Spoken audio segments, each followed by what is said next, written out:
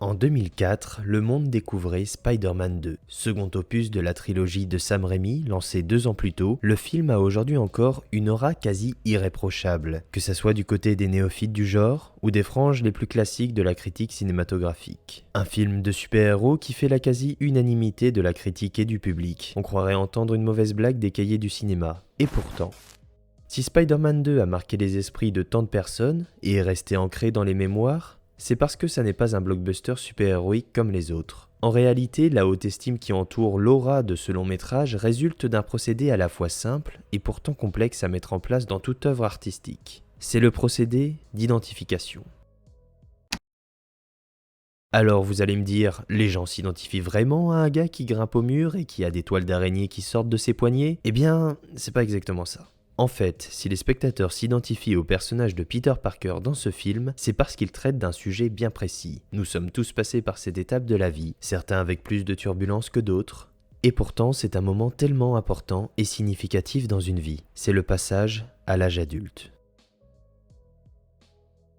Avec sa trilogie, Sam Raimi a un projet clairement défini, adapter l'histoire d'un jeune homme devenant un super-héros doté de pouvoirs extraordinaires. Alors certes, il faut gérer toute la partie divertissement d'action grand public, mais il se concentre surtout dans cet opus sur la vie d'un jeune étudiant orphelin quittant son foyer familial pour s'installer en ville où il débute ses études supérieures. Pour se rendre compte de ça, rien de plus simple, il suffit de regarder les 20 premières minutes du film. Et là, il y a tout. En 20 petites minutes, sur un film de 2 heures, Sam Raimi expose toutes les facettes de la vie de Peter.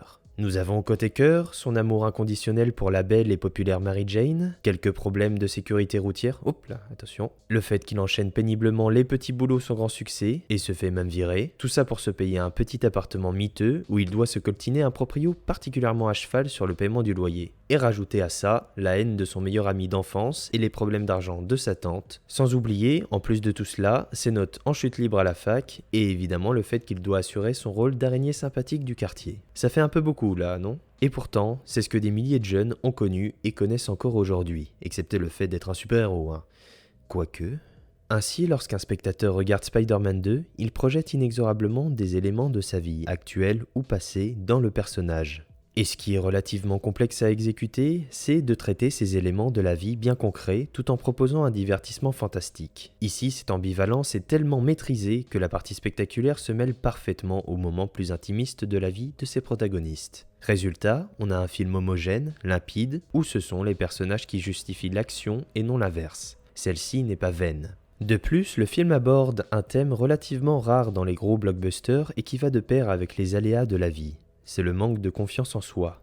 Et comment aborder ce thème personnel lorsque dans ton cahier des charges, tu dois faire un film spectaculaire et assurer quelque chose d'encore plus fort que le précédent film. La solution, si le héros perd pied, alors il perd aussi ses pouvoirs. Un constat complètement inédit et qui va le pousser à abandonner le costume avant de se faire attraper par son destin. Car vous le savez bien, un grand pouvoir implique de grandes responsabilités. Sam Raimi va alors mettre en scène tout un pan du film dans lequel on suivra la nouvelle vie de Peter qui a décidé de se ressaisir, de prendre un nouveau départ et de faire les choses correctement. Le tout sur l'excellente chanson de B.J. Thomas, Raindrops Keep Falling on My Head, un passage qui est de mon point de vue sans doute l'un des plus savoureux du film.